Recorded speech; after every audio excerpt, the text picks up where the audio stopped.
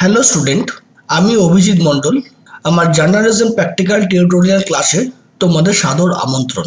আমি একটি কলেজের অধ্যাপক এবং দীর্ঘদিন যুক্ত ছিলাম একটি সংবাদপত্রের সঙ্গে। আমরা অনেক সময় দেখব কিছু কিছু প্রবলেম আমাদের সামনে এসে হাজির হচ্ছে। যেমন আমরা কোয়ার্ক এক্সপ্রেস যে বিভিন্ন ধরনের ভার্সন হয়, যেমন কোয়ার্ক 8, কোয়ার্ক 10, কোয়ার্ক 16, 20, 21, অনেকের কাছে অনেক রকম ভার্সন থাকে। অর্থাৎ এক একটা ভার্সনের সব ভার্সন কিন্তু একই রকম ভাবে কাজ করে না। আজকে যখন আমরা কোয়ার্ক 8 করব, তখন ওয়েব পেজের যে ফাইল ক্রিয়েট করার জন্য যেভাবে আমরা দেখতে পাবো, কোয়ার্ক 16 যখন আমরা কাজ করব তখন আমরা ঠিক সেভাবে দেখতে পাবো না। সাধারণত ওয়েব পেজ কি হয়ে থাকে, ওয়েব পেজ হাইটটা ফ্লেক্সিবল হয়ে থাকে। অর্থাৎ তুমি যত স্ক্রল করে করে উপর দিকে উঠবে, হাইটটা তত বাড়তে থাকবে, কমতে থাকবে, উপর দিকে আসবে, নিচের দিকে যাবে। যখন আমরা আবার কোয়ার্ক 16 চলে যাব, সেখানে শো করবে ডিজিটাল।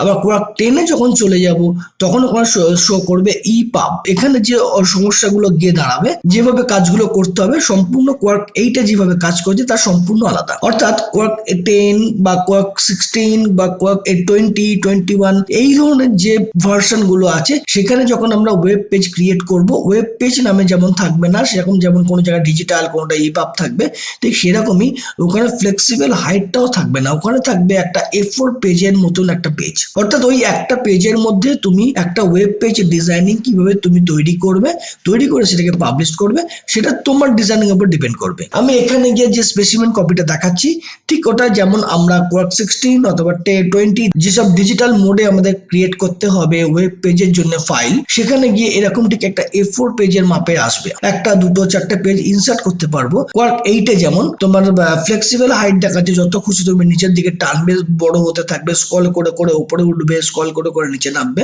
এইখানে কি হবে, একটা, দুটো, তিনটে পেজ ক্রিয়েট করতে পারবে। যার ফলে আমার এখানে যেটা করব সেটা হচ্ছে মানে A4 সাইজের উপর একটা কি ধরনের বিজ্ঞাপন বা কি ধরনের ওয়েব পেজ তৈরি করা যায় তার একটা স্পেসিমেন কপি আমি এখানে তুলে ধরলাম। অর্থাৎ আমার এখানে কিন্তু সব জিনিসই আছে। যেমন আমার এখানে আছে তোমার কিভাবে আমরা হাইপার লিঙ্ক তৈরি করব, কি তার সেই ইনস্টিটিউটের কি কি ফিচার্স আছে, কেন তার একটা কন্টেন্ট রাইটিং আছে, এটাকে আবার আমরা এক্সপোর্ট করব। সবটাই কিন্তু কোয়ার্ক 8 মতনই আছে, বাট বেশ কিছু ফাংশনও চেঞ্জ আছে। এবার আমরা দেখে নেব কোয়ার্কে কিভাবে আমরা একটা ওয়েব পেজের ফাইল ক্রিয়েট করব এবং তারপর সেটা কিভাবে কাজ করব। কোয়ার্কের প্রথম দুটো কমান্ড বা তিনটে কমান্ড বলতে পারি, সেটা হচ্ছে যে F8 for tool box, F9 for measurement box. আমরা যদি কোনো কারণে কমান্ড ভুলে গিয়ে থাকি, তাহলে আমরা এইখানে উইন্ডোজে যাব, উইন্ডোজ থেকে টুল বক্স থেকে F8 টুল বক্স, আর উইন্ডোজ থেকে মেজারমেন্ট বক্স F9, আবার উইন্ডোজ থেকে F12 কালার বক্স। এই তিনটে কমান্ডের F8, F9 এবং F12 যদি কোনো কারণে ভুলে গিয়ে থাকি, তাহলে উইন্ডোজ থেকে আমরা এই জিনিসগুলো পেয়ে যাব। এরপর যাব নিউ ফাইল ক্রিয়েট করা, অর্থাৎ ফাইল নিউ প্রজেক্টে যখন আমরা যাব, বাই ডিফল্ট এখানটা হয়ে থাকবে প্রিন্ট। ঠিক আছে, বাই ডিফল্ট এখানটা হয়ে থাকবে প্রিন্ট। আমরা যখন ওয়েব ফাইল কাজ করব ওয়েব ফাইলে, তখন আমরা এখান থেকে প্রিন্ট থেকে চলে যাব ওয়েব ফাইলে যা যা ডিফল্ট আছে সেই ডিফল্ট রেখে দিয়ে আমরা সেই কাজটা করব। অর্থাৎ এখানে কোনো কালার, এখানে কোনো মেজারমেন্ট চেঞ্জ করব না। প্রয়োজন হলে আমরা এখান থেকে মেজারমেন্ট একটু কমিয়ে দেবো, 600 করে দেবো, যাতে আমাদের একটু কম লেখা দিয়ে কাজটা করা যায়। আমরা বেশি চওড়া বেশি বড় করব না। এইখানে যা আছে ডিফল্ট সবটা রেখে দিলাম, দিয়ে আমরা ওকে করে দেবো। ওকে করে দিলে আমার এখানে একটা ওয়েব পেজ, ব্ল্যাঙ্ক পেজ খুলে যাবে। এরপর টুল বক্সের ফাংশন আগে আমরা জানবো। টুল বক্সের ফাংশন যদি আমরা না জানি, তাহলে আমরা এখানে সেভাবে কোনো কাজ করতে পারবো না। সবার আগে যেটা বলা আছে, মেন জিনিসগুলো ওপর দিকে যাবে। ফার্স্ট আমরা একটা কোম্পানির নাম দেব এবং তার সাথে একটা কোম্পানির লোগো তৈরি করব, সাথে একটা ট্যাগলাইন থাকবে। টি ফর টেক্সট বক্সে এখানে ক্লিক করব এবং এখানে একটা বক্স টানবো এবং এর উপর আমরা টেক্সট লেখাটা লিখবো। যখনই আমি এখানে একটা টেক্সট বক্স টানলাম, আমার সঙ্গে সঙ্গে মেজারমেন্ট বক্স সব ওপেন হয়ে গেল। আমি এখানে বেশ কিছু লেখা লিখে রেখেছি যাতে সময়টা নষ্ট না হয়। প্রথমত কোম্পানির নাম, সেই কোম্পানির নামকে আমি যখন টেক্সটটা বড় করব, তো ন্যাচারালি আমি এখানে গিয়ে টেক্সটটাকে সিলেক্ট করলে যখনই আমি সিলেক্ট করব, তখনই আমার এই মেজারমেন্ট বক্সটা ওপেন হয়ে যাবে। যদি এটা সিলেকশন না থাকে বা কোনো টেক্সট বক্স সিলেকশন না থাকে, তাহলে মেজারমেন্ট বক্সটা অফ হয়ে যাবে। তো আমি এখানে গিয়ে সিলেকশনটা করলাম, মেজারমেন্ট ওপেন হয়ে গেল। যেহেতু কোম্পানির নাম, আমি এখান থেকে কোম্পানির নামটাকে বড় করলাম। আমি যদি মনে করি এটাকে অল ক্যাপে করব, আমি এখানে বানানটা চেঞ্জ করেছি, কারণ আমি অরিজিনাল যেহেতু নামটা রাখতে পারবো না, কিন্তু মিনিংটা এক থাকবে, সেহেতু আমি স্পেলিংটা একটু চেঞ্জ করে দিয়েছি। তো সেক্ষেত্রে আমরা এখানে গিয়ে অল ক্যাপে করে দেবো, এখান থেকে বোল্ড করব, প্রয়োজন হলে এটাকে আমি অন্য কোনো কালার করব। অর্থাৎ আমরা যে কালার বক্স যেটা আছে, সেই কালার বক্সটা যেটা, সেটা আমার এখানে, এটা হচ্ছে টেক্সট কালার, এটা হচ্ছে ব্যাকগ্রাউন্ড কালার। অর্থাৎ এইটা যখন আমার টেক্সট কালার, আমি এখান থেকে একটা টেক্সট কালার করলাম। এবং আমি এটাকে আরো পয়েন্ট সাইজ বড় করতে পারি, আর একটু পয়েন্ট সাইজ বড় করতে পারি, কিন্তু দরকার নেই, আমি এইটুকুই পয়েন্ট সাইজটা রাখলাম। যেটুকু টেক্সট বক্স থাকবে সেটুকু আমার কিন্তু এই বক্সটা থাকবে। এই বক্সটা কিন্তু শুধু ভিজুয়াল, প্রিন্ট আউটে এই বক্সটা শো করবে না, বা যখন আমরা কোনো এক্সপোর্ট করব এই বক্সটা শো করবে না। আমরা এখানে গিয়ে ফার্স্ট কোম্পানির নাম দেব, তার আগে একটা কোম্পানির লোগো তৈরি করব। লোগোটা কিভাবে তৈরি করব, ঠিক যেরকম আমরা টেক্সট বক্স টানি, এরকম একটা টেক্সট বক্স টানলাম। একটা জিনিস মাথায় রাখতে হবে, কোনো কোম্পানি বা কোনো ইনস্টিটিউটের যে লোগো তৈরি হয়, ম্যাক্সিমাম কোম্পানির নামের ফার্স্ট লেটারটা দিয়ে লোগো তৈরি হয়। অর্থাৎ আমি ঠিক সেরকমই একটা লোগো তৈরি করছি, এখানে লোগোটা তৈরি করছি, বি দিলাম। বিটাকে আমি এখান থেকে পয়েন্ট সাইজটা অনেকটা বাড়াচ্ছি, বাড়াবার পর এটাকে আমি আবার বোল্ড করছি, আমি এটাকে ব্ল্যাক রাখলাম। যদি এই ব্যাকগ্রাউন্ডে আমি কোনো কালার করতাম, তাহলে টেক্সটটা সেই ব্যাকগ্রাউন্ড কালারের পরিপ্রেক্ষিতে আমি টেক্সট কালারটাও চেঞ্জ করতাম। আমি প্রথমে এখন এখানে হোয়াইট এর উপর দেখাচ্ছি কোনো বিজ্ঞাপন করা বা লোগো করা, তারপর আমি কালার দিয়ে পরবর্তীকালে আসবো। অর্থাৎ আমি এখানে গিয়ে যখন বি করলাম, আবার এইটাকে নিয়ে গিয়ে আমি আরেকটা ডুপ্লিকেট করলাম, control D for duplicate. Duplicate করার পর আমি এটাকে আমি একটা কালার চেঞ্জ করব, টেক্সটে যাব, টেক্সটে গিয়ে আমি একটা কালার চেঞ্জ করব। করার পর এটাকে আমি পয়েন্ট সাইজটা একটু ছোট করে দেবো, লোগো তৈরি করছি একটু ছোট করে দেবো, দিয়ে আমি কি করব, ঠিক আমি এর উপর নিয়ে গিয়ে বসাবো। অর্থাৎ দেখছি আমি যখন এর উপর নিয়ে গিয়ে বসাচ্ছি, ব্যাকগ্রাউন্ডটা হোয়াইট হয়ে, অর্থাৎ পেছনের পোর্শনটা আমার ঢেকে দিয়েছে। অর্থাৎ ব্যাকগ্রাউন্ডটা দেখো, এখানে ব্যাকগ্রাউন্ডে ক্লিক করলে ব্যাকগ্রাউন্ডটা হোয়াইট হয়ে আছে। আমি এটাকে গিয়ে কি করব, নান করে দেবো, তাহলে আমার এটা শো করবে এর উপর। এবং এখানে গিয়ে আমি এই পেছনের বক্সটাও যেটা আছে সেটাতে গিয়েও আমি এটাকে নান করে দেবো। অর্থাৎ আমি একটু বড় বেশি ছোট হয়ে গেছে, আমি আরেকটু এর পয়েন্ট সাইজটাকে বাড়াবো, এটা 24 এর জায়গায় আমি এখানে গিয়ে 36 করে দেবো, দিয়ে আমি এটাকে এর উপর বসিয়ে দেবো। আমার একটা লোগো তৈরি হয়ে গেল। এরপর আমি এই লেখাটাকে নিয়ে গিয়ে আমি এর উপরে নিয়ে যাব, এবং এই যে আমার একটা, আমি এর আগেই বলেছি, আগের ক্লাসেই বলেছি, আমি কোনো কোম্পানির যখন তার লোগো হবে, কোম্পানির নাম হবে, তার সাথে একটা ট্যাগ লাইনও থাকবে। তো আমি এখানে একটা ট্যাগ লাইন দেবো, সেই ট্যাগ লাইনটা আমার এখানে নিয়ে যাব, এখান থেকে একটা ট্যাগ লাইন দেবো। ট্যাগ লাইন যেটা দেবো, সেই ট্যাগ লাইনটার পয়েন্ট সাইজটা এবার ন্যাচারালি একটু বাড়াবো, কিন্তু ট্যাগ লাইনের পয়েন্ট সাইজ কখনো কোম্পানির নামের থেকে বেশি বড় হবে না। দেন বোল্ড, এবং আমি এখান থেকে গিয়ে আমি সেন্টার সেটিং করে দিলাম। দিয়ে কি করব, যতখানি লেখা আগেই বলেছি ঠিক ততখানি আমার বক্সটা যাবে, এবং প্রত্যেকটা বক্স আমি যখন টানবো, ব্যাকগ্রাউন্ড অলওয়েজ আমি সবসময় নান করে কাজ করব, তাহলে আমার সবটাই ঠিক থাকবে বা দেখা যাবে। যদি ব্যাকগ্রাউন্ডটা হোয়াইট হয়ে থাকে, তাহলে একটার উপর যখন আমি আরেকটা চাপিয়ে কাজ করব, তাহলে কিন্তু সেটা আমার দেখা যাবে না। অর্থাৎ আমি এখান থেকে যখন এটা করলাম এবং আমি একটা কালার করব, ব্যাকগ্রাউন্ড কালার করব, ব্যাকগ্রাউন্ড কালার কি করব, ব্যাকগ্রাউন্ডে যাব, গিয়ে আমি এখানে গিয়ে একটা হালকা কোনো ব্যাকগ্রাউন্ড কালার করব।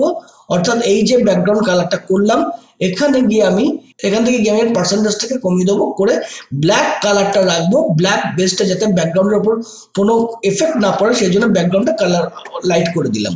এই টোটালটাকে নিয়ে গিয়ে আমি একদম এসের কাছাকাছি নিয়ে যাবো, অর্থাৎ একটু পয়েন্ট সাইজটা এখানে কমিয়ে দেবো। এখানে কত আছে 18, ম্যানুয়ালি যাব, ম্যানুয়ালি গিয়ে পয়েন্ট সাইজটা আমি কমিয়ে দেবো। এখানে আরেকটা জিনিস মাথায় রাখতে হবে, আমরা এখানে যে কাজটা করছি, এই ওপরের যে গ্যাপ আর নিচের যে গ্যাপ, দুটোই যেমন মোটামুটি সমান থাকে। এবার আমি যখন এটাকে মুভ করাবো, এটাকে যখন মুভ ধরছি, এটা আলাদা মুভ হবে, এটা আলাদা মুভ হবে, কিন্তু আমি চাইছি দুটো সবটাই একসাথে একটা ফ্রেমের মধ্যে থাকবে এবং মুভ হবে। অর্থাৎ এটাকে আমি কি করবো, গ্রুপ করে নেবো। অর্থাৎ এই যে 1 নম্বর টুলসটা হচ্ছে আইটেম টুলস আছে, এই টোটালটাকে বাইরে থেকে সিলেক্ট করব, অন্য কোনো টেক্সট বক্স যেন সিলেকশন না হয়, বাইরে থেকে সিলেকশন করলাম, এবং then control G for group, control press করে ফার্স্ট লেটারটা দিয়ে করলে আমাদের কমান্ড তৈরি হয়। Control O for open, control P for print. তো ঠিক সেরকমই group, control G for group.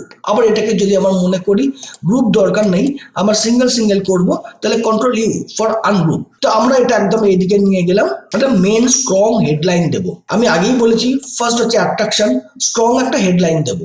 Strong হেডলাইনটা কি না, আমার এখানে এই বাইজুস কি করেছে, কাতার ওয়ার্ল্ড কাপ যেটা শেষ হলো সেই ওয়ার্ল্ড কাপের মেন স্পন্সর ছিল বাইজুস।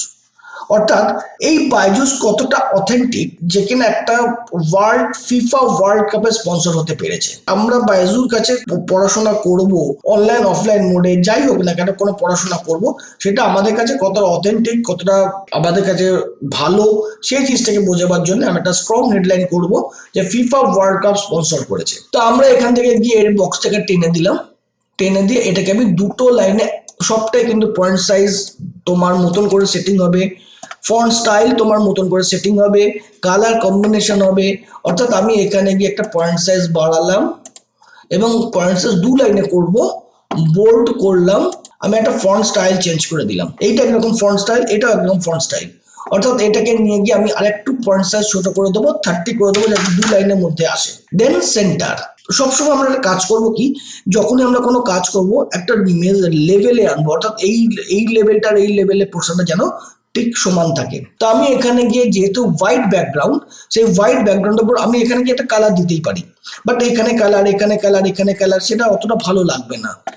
যদি আমি মনে করি আমি তাহলে পুরোটাই একটা কালার দিতে পারি, অর্থাৎ এখান থেকে এইটুকু ধরে আমি এখান থেকে ধরে একটা ব্যাকগ্রাউন্ড কালার দিয়ে দেবো। আমার দেখো এখানে সেই সেম জিনিস, ব্যাকগ্রাউন্ড কালার যখন আমি দিতে গেলাম, ব্যাকগ্রাউন্ড যেহেতু হোয়াইট আছে, আমার এখানে গিয়ে যদি আমি নান করি তাহলে আমার টোটাল জিনিসটা দেখা যাবে।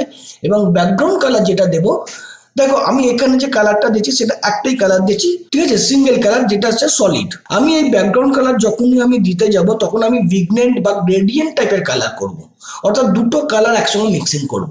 অর্থাৎ সলিড যে কালারটা আছে সেটাকে নিয়ে গিয়ে আমি গ্রেডিয়েন্ট করে দেবো লিনিয়ার ব্লেন্ড। এই যে ব্লেন্ড যেটা করলাম, আমি যদি মনে করি ব্ল্যাক অ্যান্ড হোয়াইটের উপর blend by default machine show করছে, আমি এটাকে চেঞ্জ করব। অর্থাৎ এখানে যখনই ব্লেন্ড করব তখন আমার এখানে 1 এবং 2 দুটো অপশন শো করবে। অর্থাৎ এখানে গিয়ে আমি একে সায়ন দেবো, 2তে আমরা একটা অন্য কোনো কালার দেবো যার কম্বিনেশনটা ঠিক হবে। অর্থাৎ আমি এখানে গিয়ে ইয়ালো দিলাম, বাট দুটোর পার্সেন্টেজ এতটা ডিপ করবো না, কারণ ব্যাকগ্রাউন্ড অলওয়েজ কিন্তু লাইট কালার হবে। তো আমি এখানে গিয়ে যে ব্যাকগ্রাউন্ড ইয়ালো করবো, ইয়ালোর জায়গায় ইয়ালোটাকে আমি করে দেবো 30%। আবার এদিকে গিয়ে সায়ন 1 নম্বরে ক্লিক করব, সায়নটাকেও করে দেবো আমরা 30%, ব্যাকগ্রাউন্ডটা লাইট হবে। ব্যাকগ্রাউন্ডটা কিন্তু আমার হয়ে আছে ওপরের দিকে, যার ফলে এটা কিন্তু একটা আমার হেজি টাইপের জিনিস দেখাচ্ছে। অর্থাৎ ব্যাকগ্রাউন্ডটাকে আমাকে পাঠাতে হবে পেছন দিকে। তাহলে কি করব, right bottom click and then send to back, আমার এটা পেছন দিকে চলে গেল এবং লেখাগুলো আমার টেক্সটগুলো আমার প্রমিনেন্ট হয়ে গেল। তো ন্যাচারালি আমার এখানে এইটাকে গিয়ে আমি কি করব, এখানে গিয়ে আমার হোয়াইট হয়ে আছে, আবার সেই একই আমি এখানে গিয়ে নান করে দেবো। আমার এখানে কি হলো না, কোম্পানির নাম, একটা হেডলাইন আর একটা লোগো চলে গেল, যেগুলো আমরা আগের ক্লাসে বারবার বলেছি। এই জিনিসটা কিন্তু মাথা থাকতে হবে। এরপর আমরা যেটা যাব, বাইজুস কি করায়, অনলাইন অফলাইন মোডে ক্লাস করায়, অনলাইন মোডেও ক্লাস করায়, অফলাইন মোডেও ক্লাস করায়। তো আমরা আগে যেটা করব সেটা হচ্ছে ফার্স্ট হাইপার লিঙ্কের অপশনটা তৈরি করে নেব। এখানে গিয়ে হাইপার লিঙ্কে যে কি করব না, বাইজুস এর স্টাডি মেটেরিয়াল কিভাবে কোথায় পাওয়া যাচ্ছে, বাইজুস এর সম্বন্ধে আমরা কি জানতে পারি, অর্থাৎ অ্যাবাউট আস, বাইজুস এর কোথায় কোথায় তাদের ব্রাঞ্চ আছে, কিভাবে আমরা সেখানে গিয়ে অফলাইন মোডে ক্লাস করব, তার ব্রাঞ্চেস কোথায় আছে, এইরকম বেশ 4-5টা হাইপার লিঙ্কের জন্য আমরা কিছু অপশন তৈরি করে নেব। আমি প্রথমেই হাইপার লিঙ্কের কিছু কিছু জিনিস দেখিয়ে দেবো বা রেখে বলে দেবো। অর্থাৎ আমি লেখাগুলো টাইপ করে রেখে দিলাম, অর্থাৎ এখানে গিয়ে লেখাগুলো লিখলাম কি কি হাইপার লিঙ্কের জন্য থাকবে সেগুলো লিখলাম। হাইপার লিঙ্ক কি কি উপরে লেখা দেবো সেটা সম্পূর্ণ নির্ভর করবে আমার টপিকের উপর। তো ন্যাচারালি আমি এখান থেকে পয়েন্ট সাইজটা বাড়ালাম এবং এখানে গিয়ে বোল্ড করলাম। কিন্তু হাইপার লিঙ্ক আমার এখন 2 লাইন 3 লাইনে কিন্তু হবে না, ঠিক আছে, হাইপার লিঙ্ক হবে 1 লাইনে, প্রয়োজন হলে আমি এখানে পয়েন্ট সাইজ কমিয়ে দেবো, 1 লাইনে হবে। এবং হাইপার লিঙ্কের যেসব টপিক গুলো দেবো প্রত্যেকের যেন গ্যাপ ইকুয়াল হয়, এটা কিন্তু আবার মাথায় রাখতে হবে। আর আমি এইটাকে কখনো আমরা দুটো পরপর ব্যাকগ্রাউন্ড কালার দেবো না, এটাকে আমরা একটা যেমন কালার দিয়েছি, যদি আমি এটাকে কালার দিই তাহলে আমাকে ব্যাকগ্রাউন্ড তোমাকে করতে হবে মানে সলিড, ঠিক আছে। ওপরে যেহেতু লাইট কালার দিয়েছি, ব্যাকগ্রাউন্ড সলিড করবো। ব্যাকগ্রাউন্ড কিন্তু কখনো এইটার ওপরে যখন আমরা ভিগনেন্ট বা গ্রেডিয়েন্ট কালার দিয়েছি, নিচে কিন্তু আমরা সলিড কালার দেবো। তো হাইপার লিঙ্কের কিভাবে এইগুলোকে আমি হাইপার লিঙ্ক করবো সেটা আমি আবার পরে আসছি। তার আগে আমি এইখানের জাস্ট টাইপগুলো করলাম, কারণ আগেই বলেছি ওয়ার্ড ফাইল আগে আমাকে বানাতে হবে, ওয়ার্ড ফাইল বানিয়ে রাখবো, তারপর আমি এখানে গিয়ে হাইপার লিঙ্ক তৈরি করব, ঠিক আছে। আগে হাইপার লিঙ্ক কখনোই তৈরি করা যাবে না, কারণ ওয়ার্ড ফাইলের সঙ্গে লিঙ্ক করতে হবে। আজকে আমরা দেখে নিলাম যেমন বেশ কিছু জিনিস, এরকম আবার পরের ক্লাসগুলোতে আমরা আরো বেশ কিছু জিনিস দেখব। যদি আমার ভিডিও ভালো লাগে তাহলে সাবস্ক্রাইব করবে এবং লাইক করবে।